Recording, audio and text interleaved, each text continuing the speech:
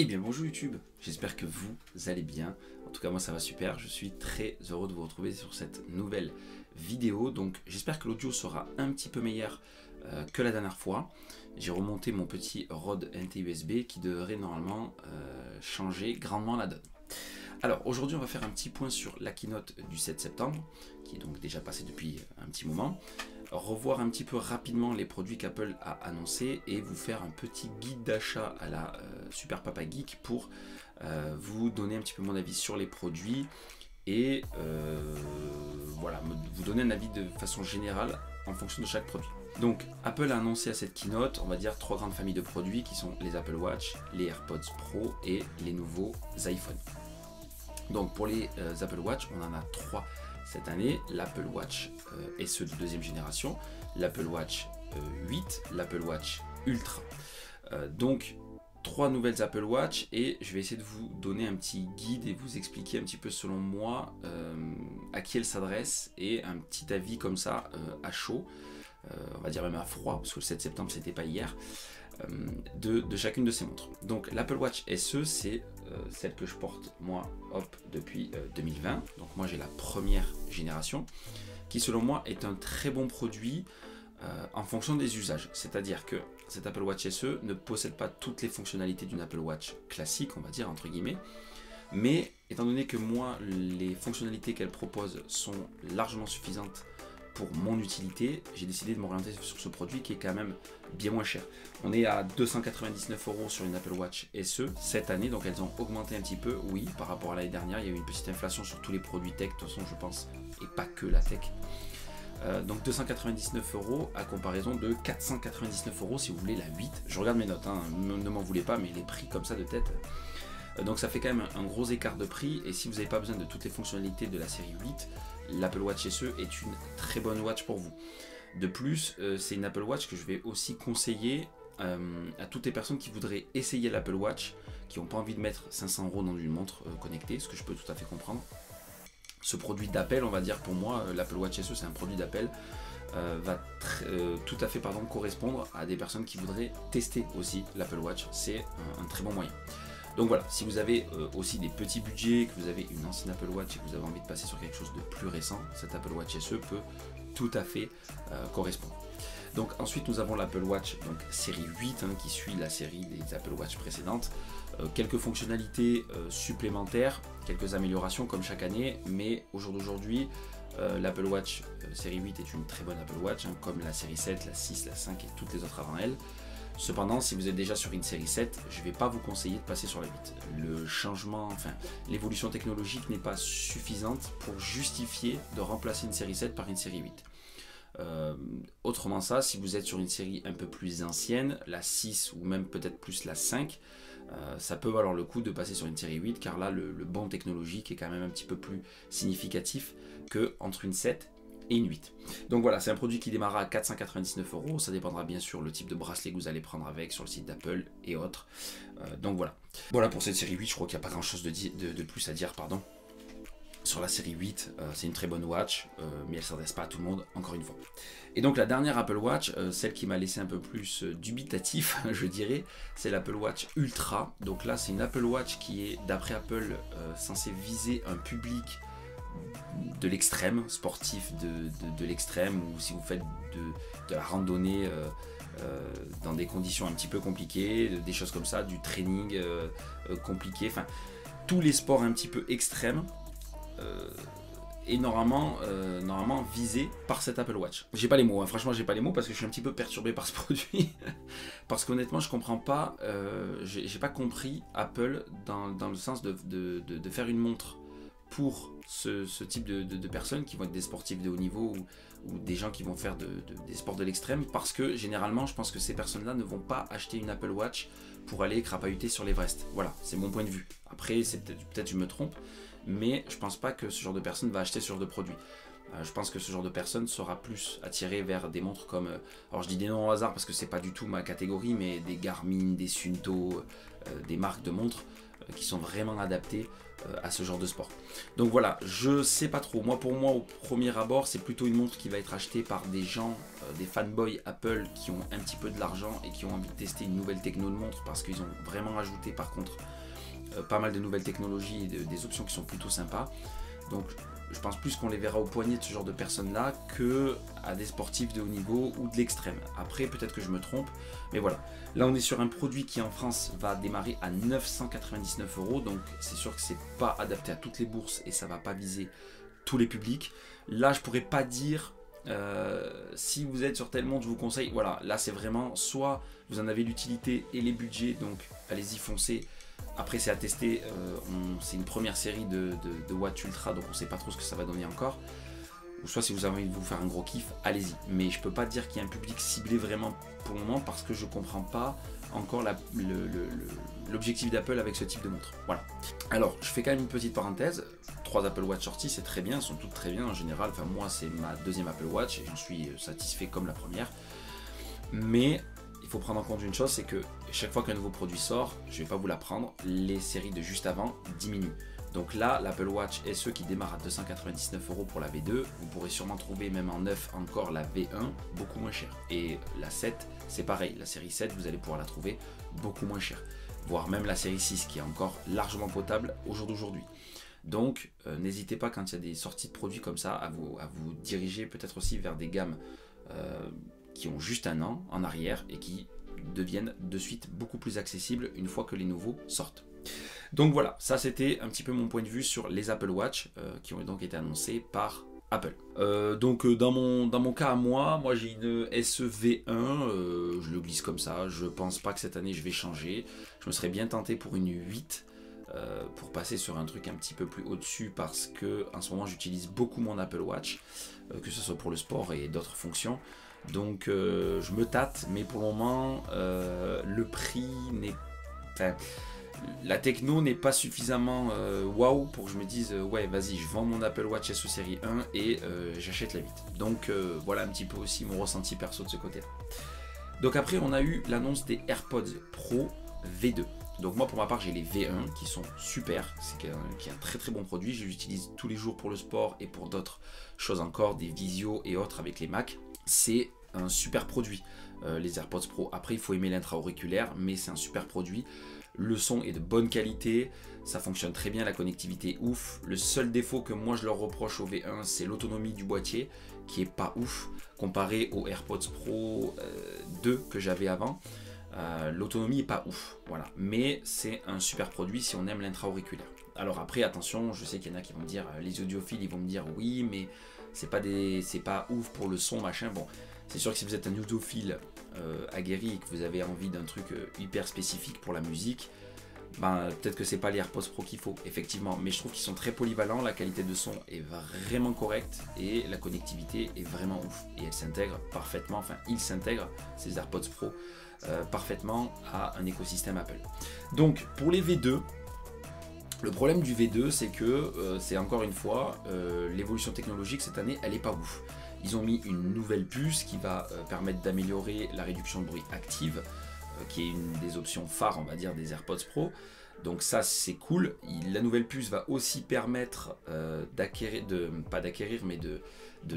bientôt une nouvelle technologie Bluetooth propre à Apple, qui sont en train de développer. Donc ça, c'est cool. Mais hormis ça, bon voilà, je sais pas, je me rappelle pas qu'ils aient parlé d'autonomie de la batterie, alors peut-être que je dis une bêtise, hein, si vous avez l'info n'hésitez pas à la dire en commentaire, mais voilà, sur le plan c'est une nouvelle puce et quelques améliorations techno. Alors c'est pareil, si vous avez les V1 comme moi je vais pas changer les V1 pour les V2, je vous le dis, l'évolution techno elle est pas ouf du tout. Par contre, si vous êtes sur des AirPods d'ancienne génération, enfin des AirPods 2 ou autres, et que vous avez envie de tester l'intra-auriculaire, ça peut être sympa de tester directement les AirPods Pro V2 plutôt que d'acheter des V1, étant donné que vous aurez toutes les dernières techno. Mais cependant, si vous n'avez pas envie non plus de dépenser trop d'argent, les V1 vont forcément baisser. Déjà les V2 cette année sont un petit peu plus chers parce que là on est sur un prix d'appel à 299 € et je crois que les V1 ils sont sortis à 249,99 €, un truc comme ça. Donc cette année le prix a augmenté un petit peu, donc bon voilà, hein, l'inflation, malheureusement, on va pas revenir là-dessus, c'est pas du tout le sujet de la vidéo. Mais du coup, voilà, les V1 vont forcément baisser de prix, donc ça peut valoir le coup aussi de se diriger vers les V1. Donc voilà, pour les AirPods Pro, pas grand-chose à dire de plus. Je pense que j'ai bien résumé le truc. C'est un bon produit, en tout cas pour les V1, c'était un bon produit. Après, voilà, dans mon cas, je vais pas changer les V1 pour les V2, c'est sûr. Donc après, on va parler un petit peu des iPhone 14 et 14 Pro et Pro Max. Alors cette année, Apple a fait le choix de supprimer l'iPhone mini parce que ça n'a pas été un top vente. Sur le 12 mini et 13 mini, ça n'a pas été suffisamment concluant pour dire de le garder. Mon épouse a le 12 mini. Honnêtement, alors c'est un bon smartphone, hein, honnêtement ça reste un iPhone qui a toutes les options du 12. Le seul gros bémol, c'est l'autonomie de la batterie. Mon épouse travaille beaucoup sur son smartphone. Un mini, la batterie, on la recharge 1 à 2 fois par jour, c'est un carnage. Donc je comprends qu'Apple ait décidé d'arrêter ce produit juste pour ça. Donc cette année on a l'iPhone 14, l'iPhone 14 Max, donc qui va être le même que le 14 mais avec un écran beaucoup plus grand. Et après on a le 14 Pro et le 14 Pro Max.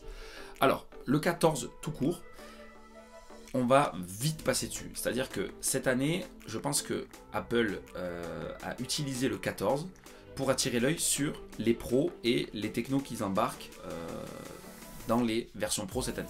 Parce qu'honnêtement, le 14, c'est un 13 avec des nouvelles couleurs et une nouvelle puce. Voilà.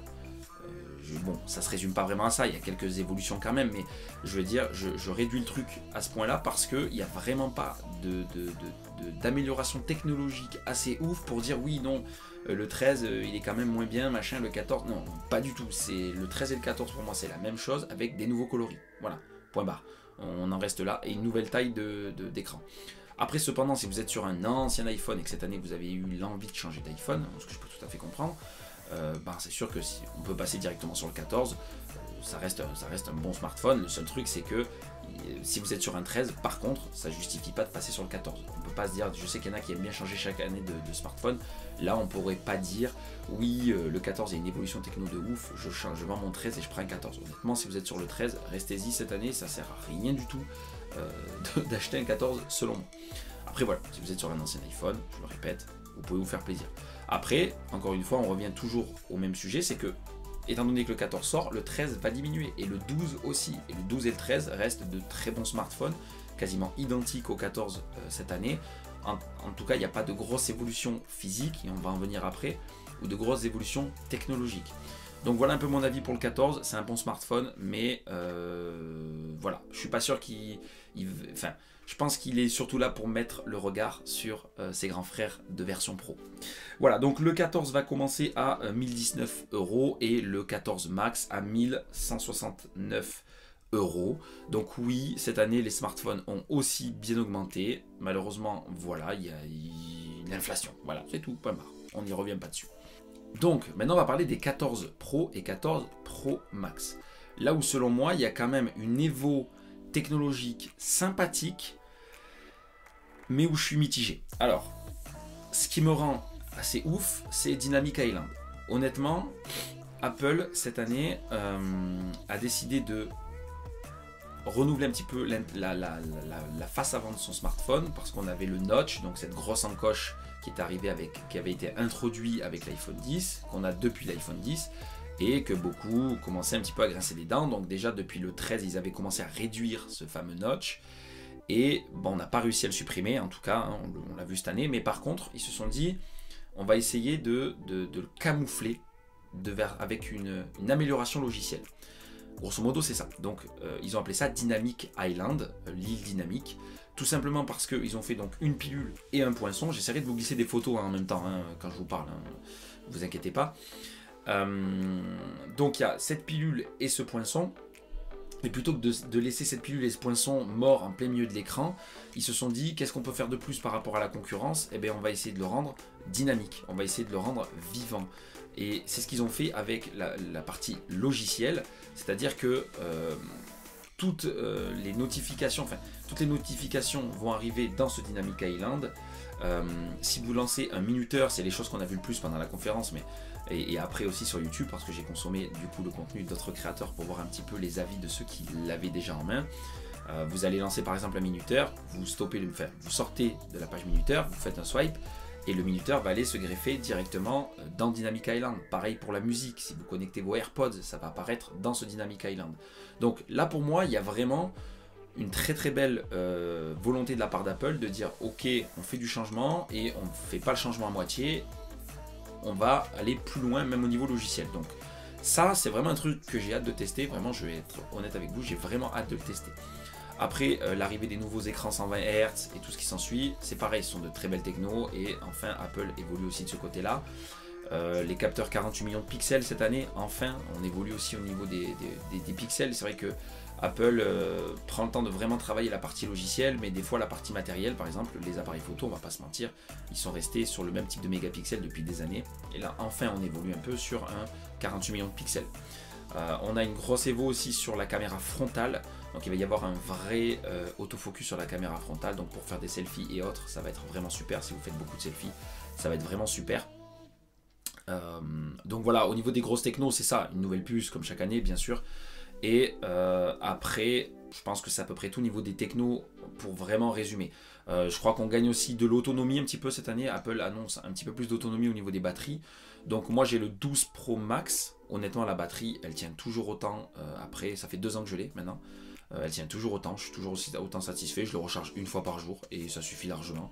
Voilà, je tiens toute la journée avec ma batterie et je bosse beaucoup avec mon smartphone aussi, bien sûr. Donc non, l'autonomie de la batterie augmentée c'est un très bon point aussi. Et hormis ça, des nouvelles couleurs. Je vous les glisserai parce que les nouvelles couleurs par contre sont vraiment stylées. Surtout le violet intense, j'aime beaucoup. Je pense que si je passais sur un 14 Pro ou 14 Pro Max, ça serait celui-là que je prendrais. Mais voilà, là on arrive, c'est la transition pour la partie mitigée. Alors pourquoi je suis mitigé? Tout simplement parce que, encore cette année, Apple nous a servi du Lightning avec les mêmes débits que l'iPhone 13 Pro et l'iPhone 13 Pro Max. Alors c'est là où je suis dubitatif.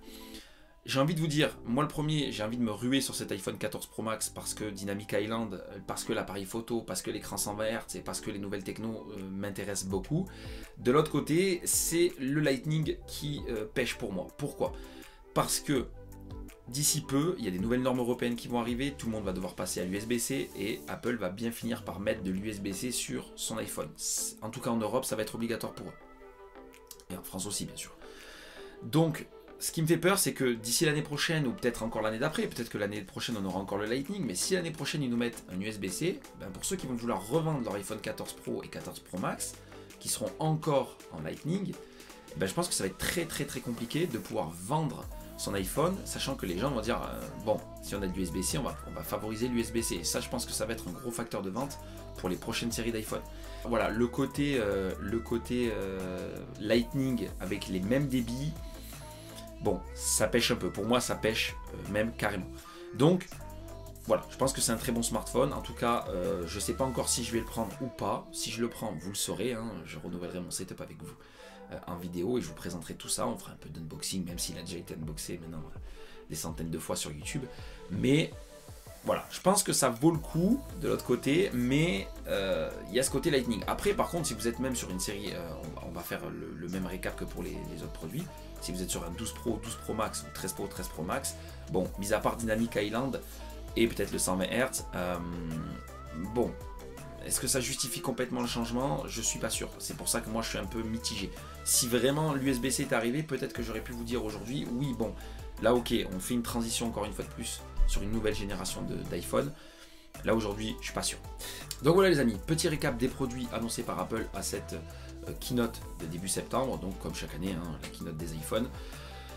Vous avez un petit peu l'ensemble des produits sortis, l'ensemble des tarifs aussi, et vous avez bien sûr un petit peu mon avis, hein, c'est je pense le plus important en toute humilité. Je pense que c'est le plus important aujourd'hui, c'est d'avoir un petit peu le ressenti des gens. Après, j'ai pas pu tester les produits, donc c'est sûr que c'est surtout de la théorie par rapport à ce que j'en ai vu et par rapport aux specs techniques. Après, c'est vrai que des fois, dans la pratique, c'est un petit peu différent. Mais voilà, pour moi, les deux produits qui m'ont interpellé à cette keynote, c'est donc cet Apple Watch Ultra, qui d'un côté, le look est ouf, et j'aurais trop aimé pouvoir la tester, mais le prix est juste inabordable, selon moi, pour une smartwatch, 1000 balles. Pour une première série de smartwatch dont il y aura sûrement des V2 parce que ben voilà, hein, tous les produits qui sortent ont forcément une V2, c'est obligatoire.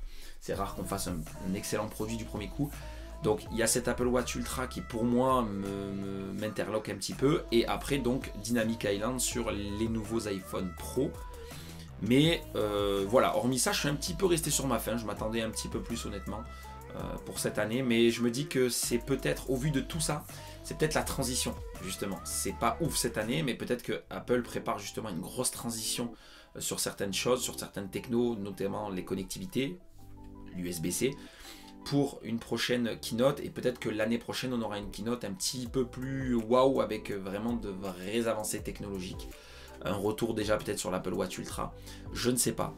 En tout cas, voilà. Pour aujourd'hui, vous avez un petit peu mon avis sur tout ça et j'espère qu'il vous aura plu forcément et qu'il vous aura peut-être aidé. Donc n'hésitez pas à dire en commentaire si vous avez des avis sur les nouveaux produits Apple, si vous avez des nouveaux souhaits de vidéos, hein, n'hésitez pas à le dire. J'essaye de tenir ma cadence, je vais essayer de tenir une cadence donc une vidéo par semaine. Je blablate, hein, je suis à la fin de la vidéo, je sais qu'il y a très peu de gens qui auront suivi jusqu'à là, donc j'en profite un petit peu pour vous glisser quelques infos, on va dire en exclusivité pour ceux qui sont là. Mais donc voilà, ouais, je vais essayer de tenir un rythme de une vidéo par semaine. Je suis en train de bosser cette fois-ci vraiment sérieusement sur le setup Twitch. Je veux vraiment attaquer aussi les lives. Mon objectif, ça serait de faire une vidéo semaine, un live Twitch semaine. Je sais pas ce que vous en pensez, dites-le en commentaire encore une fois. Voilà, je bosse, vous inquiétez pas, je reviens, mais cette fois-ci, on va essayer de ne pas faire semblant. Et je prends le temps aussi de bien bosser mes vidéos pour que le sujet soit le plus attractif possible et le plus intéressant possible pour vous. Voilà les amis, ça y est, il est temps, je m'en vais, je vous laisse tranquille. En tout cas, si la vidéo vous a plu, comme d'hab, hein, le petit pouce bleu, ça fait toujours plaisir et ça fait avancer la chaîne. Petit commentaire si vous avez des choses à dire, bien évidemment. Partagez si la vidéo vous a plu et que vous pensez qu'elle peut aider quelqu'un. Si vous êtes abonné à la chaîne, vérifiez qu'il y ait bien les notifications, ça peut toujours être utile. Si vous n'êtes pas abonné, n'hésitez pas à vous abonner, sans oublier du coup cette petite cloche de notification qui est très utile. Je vous dis, prenez soin de vous, portez-vous bien, à très bientôt les amis, dans une prochaine vidéo. Ciao tout le monde.